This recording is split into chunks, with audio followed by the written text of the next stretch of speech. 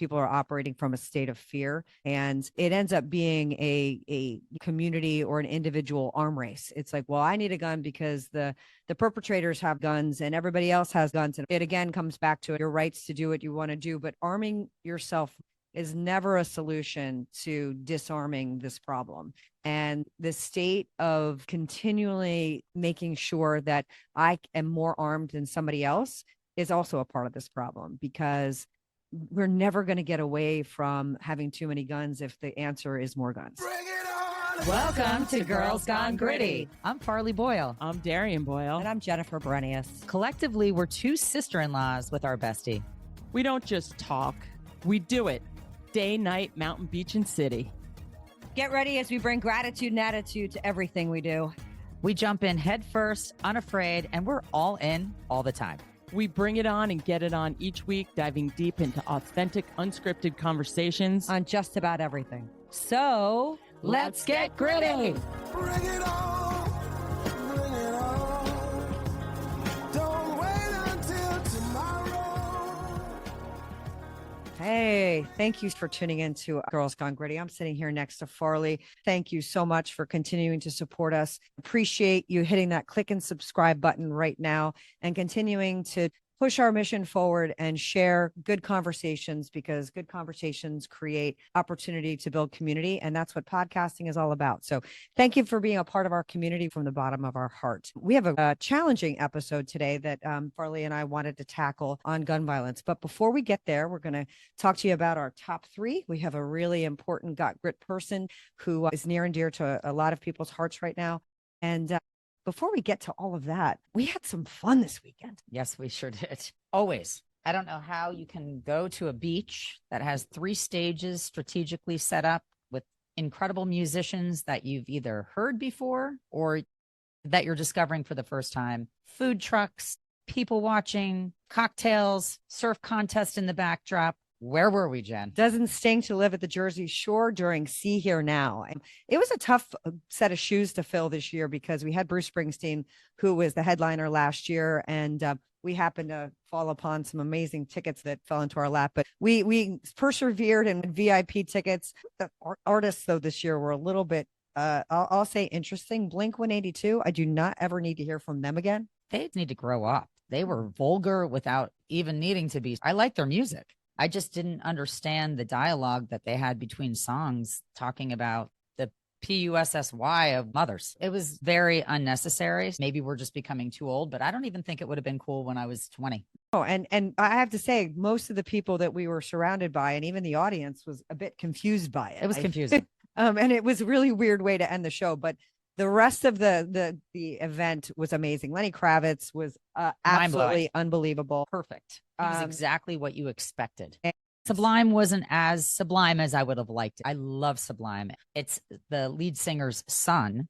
You know, the lead singer of Sublime, unfortunately, passed away, as do so many great musicians because of addictions and issues. And his son is not as talented.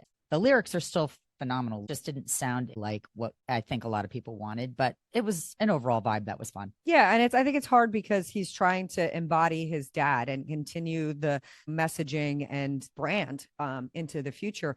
And I think once he comes into his own and understands that he's not his father, he doesn't need to be his father. He's super talented. He wants to be a little Metallica too. Like there was so he's conflicted with what he wants to be as a musician. And a band called Royal Otis, if they're not on your radar, they were unbelievable. And I think that's the thing that Farley and I love the most about going to these festivals is the headliners are great and that's your draw. But when you back into the entire day and you show up at 1 or 2 o'clock and you get the B, the C, the D headliners that are incredibly talented, but just aren't as many people's radar yet, you get open to this music. And it's interesting. Walk away finding a new musician every single time. Your kids, you find out that your kids were already listening to them. Like Jack, my son, was like, "Oh, I've been listening to them for a while." They're out of Australia. My daughter's going to see him in January. I'm like, awesome. Say hi to him for us because we liked him too.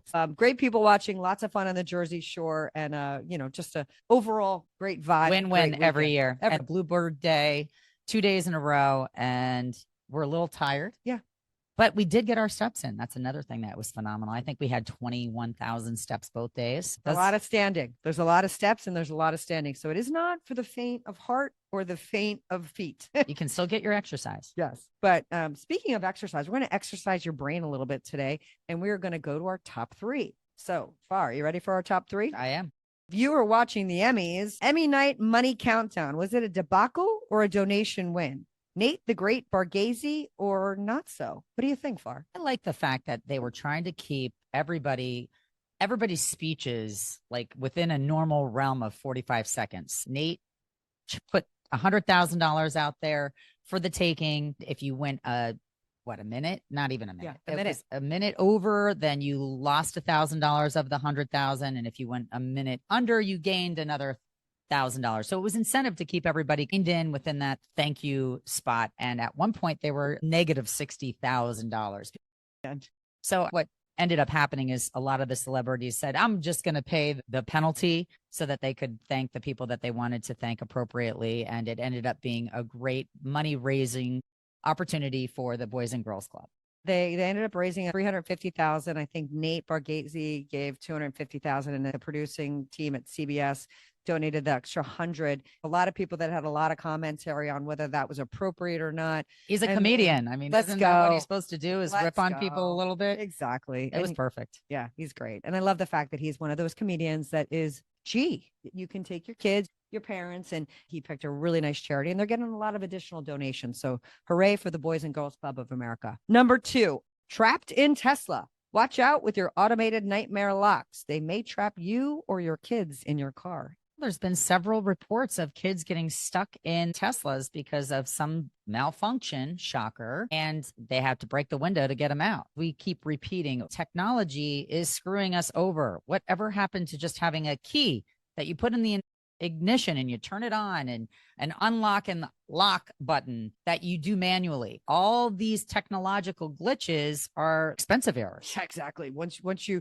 realize that your computer went in your car, you're thousands of dollars. Now, meanwhile, I'm fortunate, and Farley has an old classic car, and every time I take it to get repaired, it's a couple $100 at most. It's fantastic. And I just bought my dad a wheelchair compatible minivan from 2002. And he's like, what in the heck are you doing? And I said, Dad, there's no room for error. It's mechanical. Everything you have to do manually. So there's no room for error. So it was the best choice. And I feel like we need to kind of go back, because when you pull into your driveway and you leave your car running, and you run into the house because you had to open your door with your key, and then you set your keys down because you went in to get whatever it is or drop off whatever it is, and then you go back out and drive away in your car that's running without a key. Why is that helpful? I can't tell you how many times I've left my house in my car without my keys, and if you turn your car off, you're screwed. Yep. Technology for the loss. Exactly. All right. And number 1, we're going back to basics here in the Toy Hall of Fame. Believe it or not, snow joins the likes of a cardboard box, stick, and sand as this year's nominee. I love that there's a Toy Hall of Fame, first of all. I want to see if Lincoln Logs and Tinker Toys, what is in that Hall of Fame. Snow, I happen to really like because it's my maiden name. And yes, how many hours of fun have kids had with snow and sticks and sand and the basics? So I'm very happy to hear that snow made it into the Hall of Fame. It should be. Should be. And I'm so happy they did, because they need to do it before we don't see it anymore. We haven't had a good snowstorm in the Northeast in the decade. Let's get that snow into the Hall of Fame, and let's keep things basic, because things are very complicated these days. And we want to take a hard stance about the gun violence that we have in this country, and getting back to having a conversation about some of these difficult issues that surround our modern day society and infiltrate the modern media. Jen and I have had so many conversations recently from a common sense standpoint. How can we fix these issues? What makes the most sense? We've come up with some theories, and it can start with educating your kids when they're young in your home. We know that they're going to leave your home, and they're going to be more than likely in another house that has a gun. The number of guns in this country, this is a stat. It's not about for or against guns. The reality is there's more guns than people in the United States. So therefore, anytime you go into someone else's home, you probably should assume that there's a gun in the house.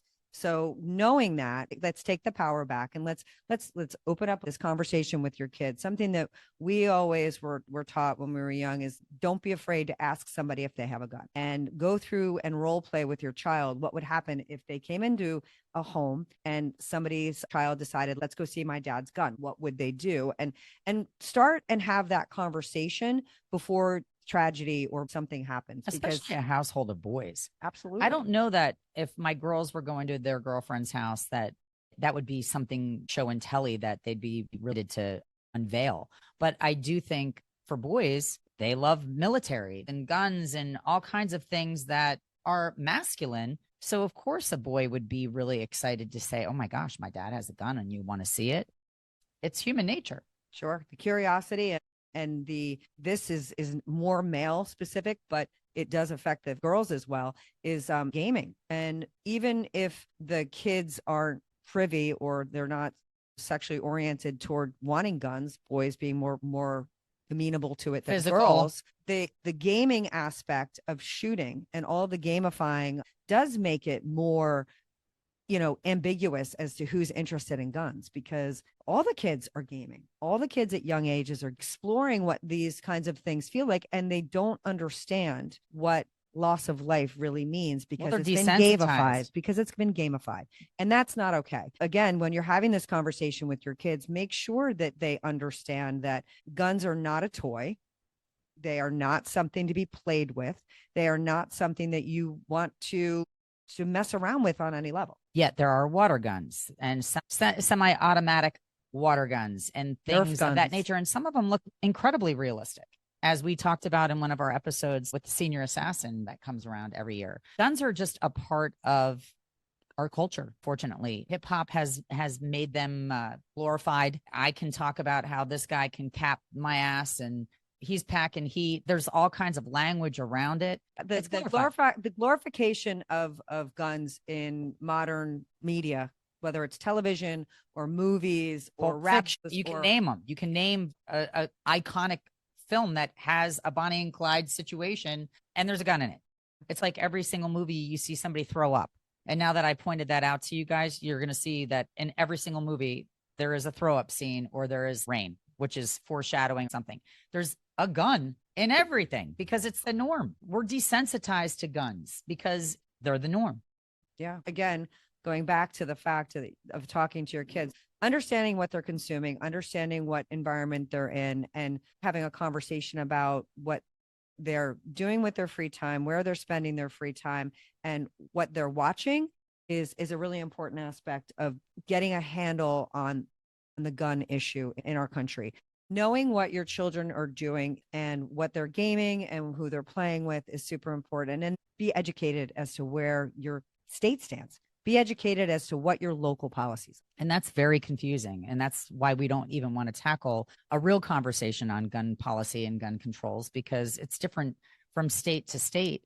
And it is very complicated to really understand. So at least know what is allowed in your own state, as Jen said, and have a conversation with your kids multiple times, not just once, multiple times. If you ever go to a friend's house and you see a gun, stay away from it, or come back and tell me that you saw a gun. And a terrible statistic that we stumbled upon, households that have guns are more likely, not more likely, but an increased statistic on potential suicide risks. Yeah, it goes up threefold. And the chances of homicide goes up twofold. Those statistics are bad. Times three. Real. That is terrifying. It's terrifying. Responsibility on the gun holder is of paramount importance. And for those of you listening, and again, Second Amendment rights, a complicated issue in this country, we understand, but the lock and key and the protection of this violent potential danger in your house is a huge part of your responsibility, in addition to acquiring it properly, as indicated by your local gun law. So, for those of you that have a gun in the home, you have it licensed, permitted, you have fingerprints, and people know. And we would love to see some of these gun manufacturers be held a little bit more accountable. There's so much technology. We know that we are tracked 24/7 with our phones. There has to be a way that these weapons are tracked where we know where they are. And to be perfectly honest, there has to be a way that they can be turned off. Put a chip in them. Correct. Somehow. I do think that once going back to kind of our simple Simon way of just being realistic. I am somebody that actually did get a gun license, and I did it the right way. I got fingerprinted. It took a long time to receive our credentials. I like that it took a long time. I think that you should make it a little harder for the person that wants a gun. Make them wait. Maybe, that will shake out some of the riffraff that's looking to pack some heat, right? Secondly, I think that even though you have a gun in your home, being licensed is something that could be publicized, almost like a pedophile. You can look in your community and see where a pedophile is living. I'd like to see a map of licensed gun owners. That might hold people a little more accountable. You know that your next door neighbor has a gun. You know that the person across the street has a gun. Your kids are going over to their house. It just makes it a little more transparent. Thirdly, we thought, hey, okay, you can't carry a gun even though you have a concealed license at a school, at a church, at a public office, or the town borough, or a governmental agency, or the library. But if you're allowed to drive around with it, you're kind of going by all those places. So this is where it's a slippery slope. And there has to be a way that we can be more aware of who has guns in our community and how you can start the conversation at a young age with your kid. And you could even talk to your friends that have guns, and you could just acknowledge, hey, I'm a little worried. I know that the kids are playing G.I. Jane and G.I. Joe today. Just want to make sure that the guns in your home, there's zero accessibility. And unfortunately, sometimes guns that are locked up and the gun owner has done everything correctly. These kids are smart. They have a way of knowing everything that's going on around them. They have access to computers. They can find codes and passwords very easily. You might not even know that they've infiltrated that area because it's a very cool zone, especially if you're a boy and you want to show off your dad's toys or whoever's toys. Scary. Yeah, and risky behavior is something that we know children have a propensity to, especially adolescents. So understanding that you lock up your liquor cabinet, you lock up things, you don't let them have the keys to your car, you don't let them do things that have high risk. This is an extremely high risk situation. It doesn't take your child, if you have the gun in the house, to be the actor in this situation. It could be a friend who is like, let me hold the gun, and doesn't understand, and things can go terribly awry. And to the earlier point of being desensitized to it, the ramifications of this are not completely understood by an adolescent mind. They see it on TV and they don't understand the finality of some of these actions. So being aware and vigilant in your own home, knowing what's going on in your neighbors, knowing your state laws, and again, what you do in your home state, in your home, doesn't mean that's applicable other places. Sometimes you're driving around the country and you need to understand that Texas in particular, Florida is another one where conceal and carry is completely legal. And you don't know the falling down moment sometimes people might have that you're going to piss off the wrong person. I say this to my husband all the time. We could be in Baltimore and he could be driving aggressively or having a little bit of road rage in that moment because somebody's on his bumper, and that little flick the birdie comes out, and yikes, this is a scary zone to be doing that. The last thing that you want to do is trigger, no pun intended, somebody. And all of a sudden, it's not a big deal for them to whip out their gun and show you who's boss. It's frightening. There are a lot of problems, and I'm going to name a few. Easy access to firearms begins in your own home. So that's number one. A history of violence, including domestic violence. That's a red flag. Experience with severe childhood trauma. Anyone that's gone through severe trauma sometimes act out. Mental illness is a huge piece in this problem. It's a big part of the puzzle. Being in a state of crisis in the weeks or days leading up to a potential altercation, shooting, something causing harm to others, there's a pattern. And there's a lot of telltale signs. Kids have to start being more open about disclosing what they hear, what they see, what they read on Facebooks, what they are witnessing, weird photos in Instagrams.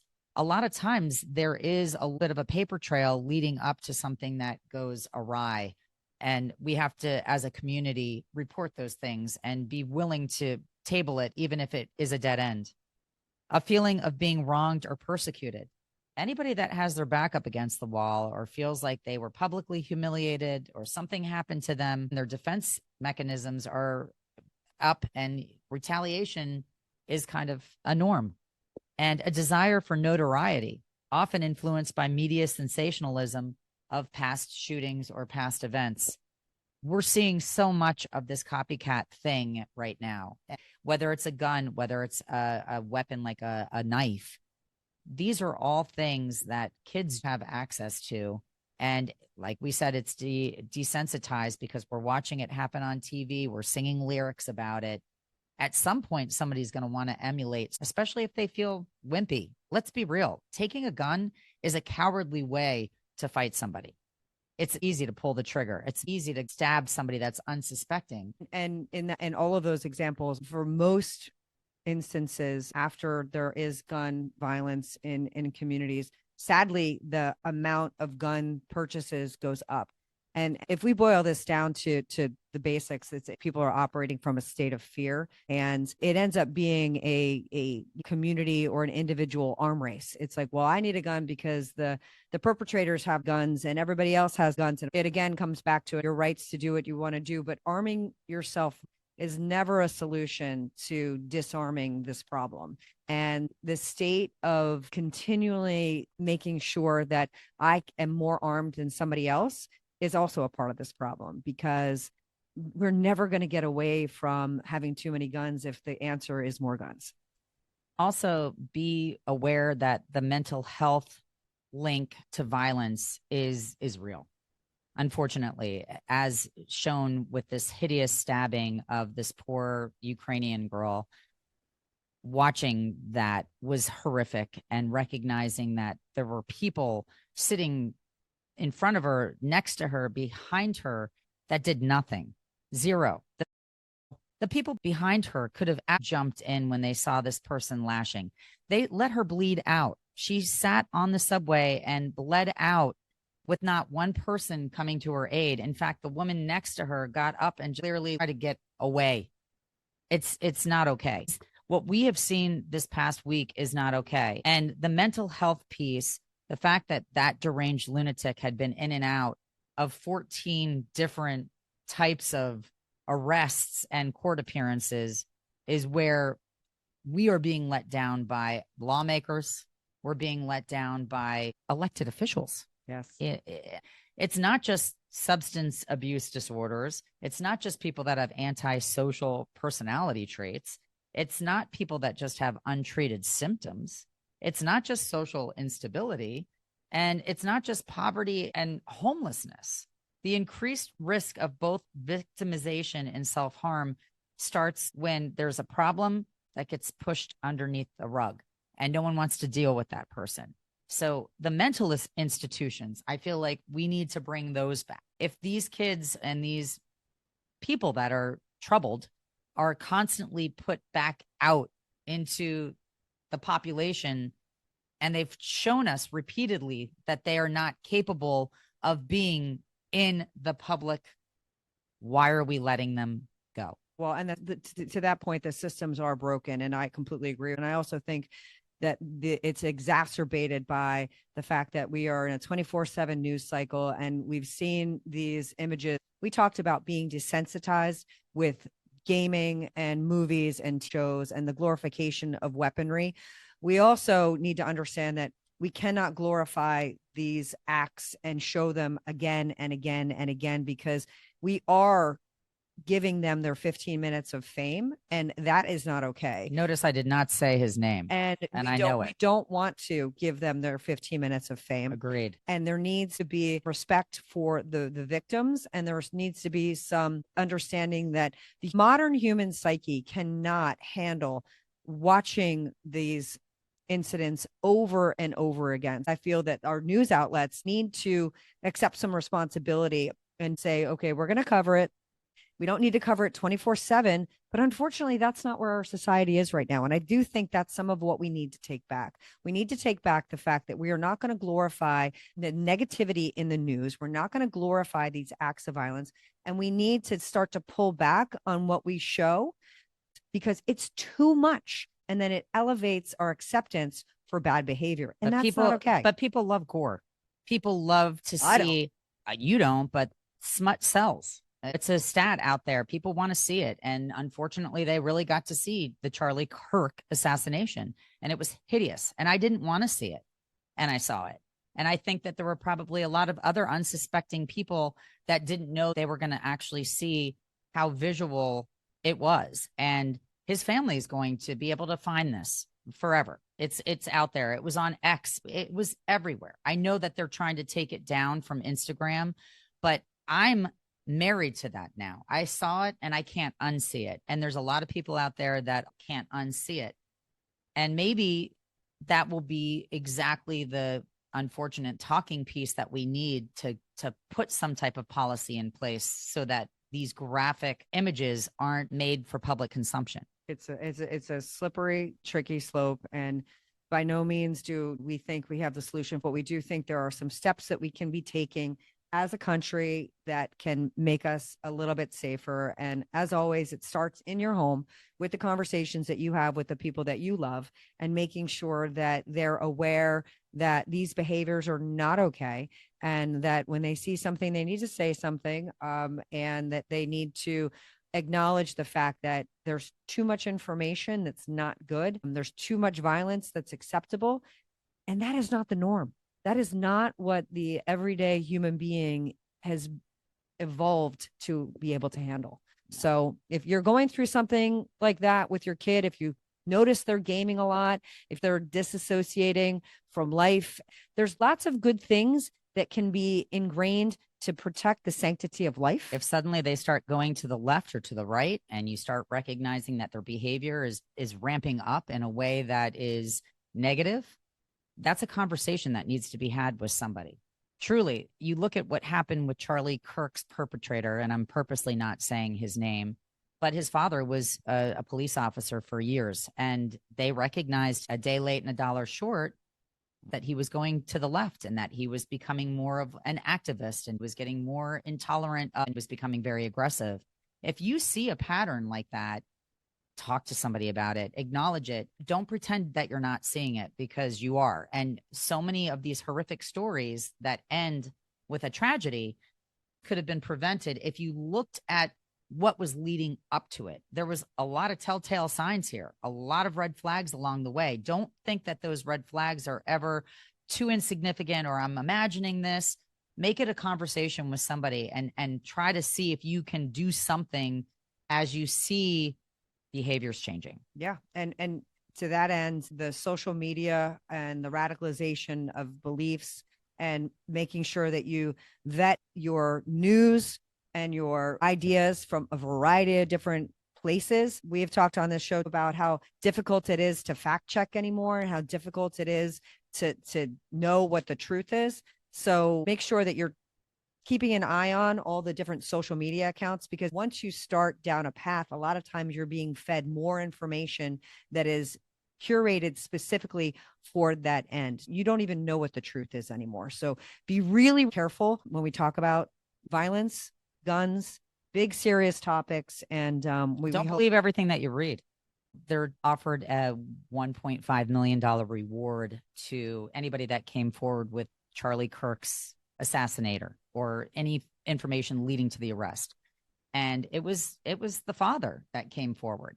And there's all kinds of conflicting reports out there that he is taking the money and giving it to the Kirk family. Or is he really being rewarded them since it is a family member?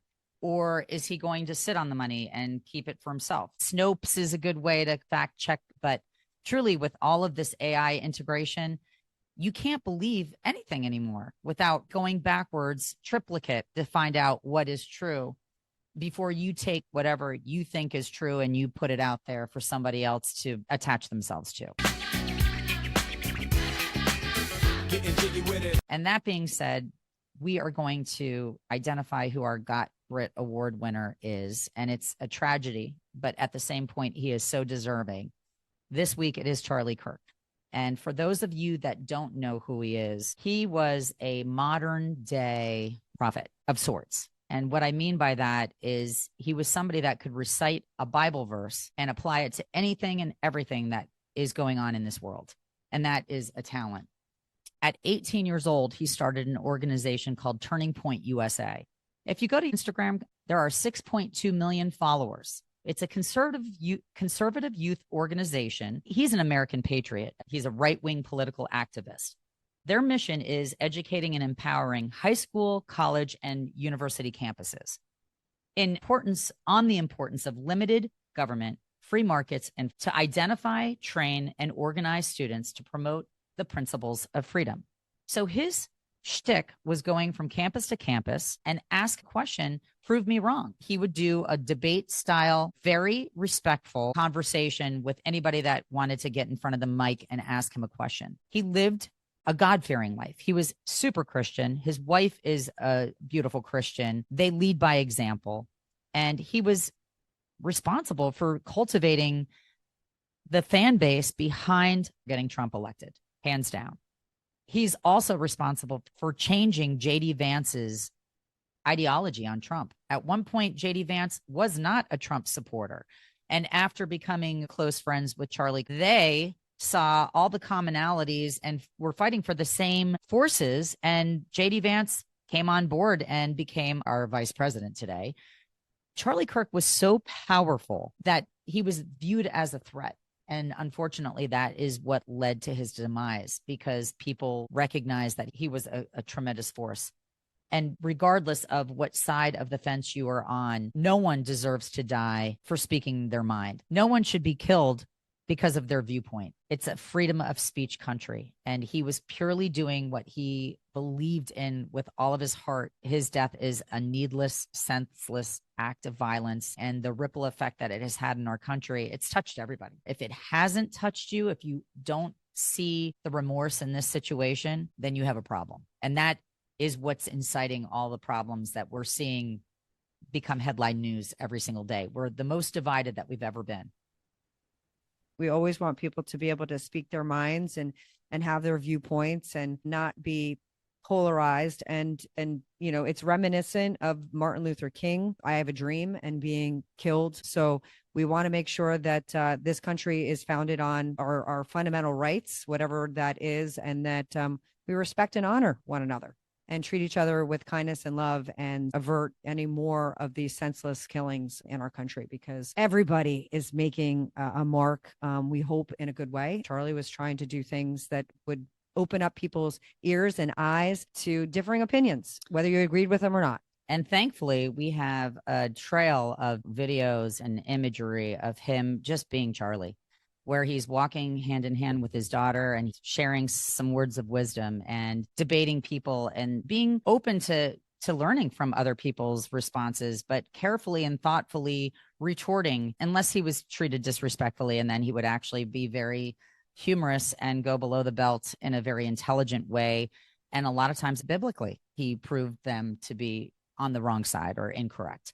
So unfortunately, our hats go off to Charlie Kirk, who will be remembered and never forgotten. And honestly, his legacy will live on. And his wife has vowed to not let his mission fall by the wayside. In fact, she said whoever thought that they were stopping Charlie in his tracks just ignited a massive flame. So we love Charlie, and we're sad to see him go at 32 years old without a college degree. When he was 17 years old, he had gotten himself an interview with Fox. He had 10 minutes slated. They ended up giving him 90 minutes, and that's where the funding came from to start his organization. So that's why he didn't go to college. He was just all in, doing exactly what he's been doing for the last 15 years. Awesome. All right. And I think you have a inspirational song to take us through these challenging times. I do have an inspirational song, and we were together when I was inspired, and I feel like the lyrics are spot on. The Son of God is in our face, offering us eternal grace. If you want it, you've got to believe. because being free is a state of mind. We'll only one day leave this all behind. Just put your faith in God, and one day you'll see it.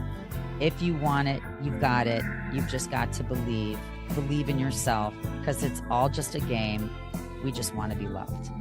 It's got to be Lenny Kravitz. I can actually kind of hear it as you're saying it because it's still ringing in my ear from the weekend. It, yes, it is Believe by Lenny Kravitz. And he's a brilliant poet, and he correlates Christianity into his music, and it's all about love. And honestly, if we could just rewind things and try to infuse people with love, 24 years ago on 9/11, I really feel like we were unified in a way as a country that we have never been able to get back to. I thought that was the beginning of unity, to tell you the truth, because that day did not discriminate. Everybody, all walks of life were taken out by bin Laden's horrible plan. I truly thought that because we were all on the same playing field, that we were going to move together and start new. And unfortunately, we couldn't be further away from that 24 years later. Yeah, well, and I think that's why next week we're going to tackle another interesting topic, and that's polarization. So stay tuned with us, because we just want to keep getting grittier, keep having those good conversations. We want you to continue to tune in, subscribe, like, share our intention and conversations, because conversations make the world go round. Connection is the most important thing. So go connect with somebody you love, give them a hug, tell them how awesome they are, and that will shift the world. So, and listen to Lenny Kravitz's Believe. Thanks for tuning in to Girls Gone Gritty. Peace out. Thank you for tuning in to another episode of Girls Gone Gritty. You can check us out on Instagram and Facebook. If this episode hits home, share it with someone who needs to get gritty. The 3 Gs. We'll see you next week. Peace out.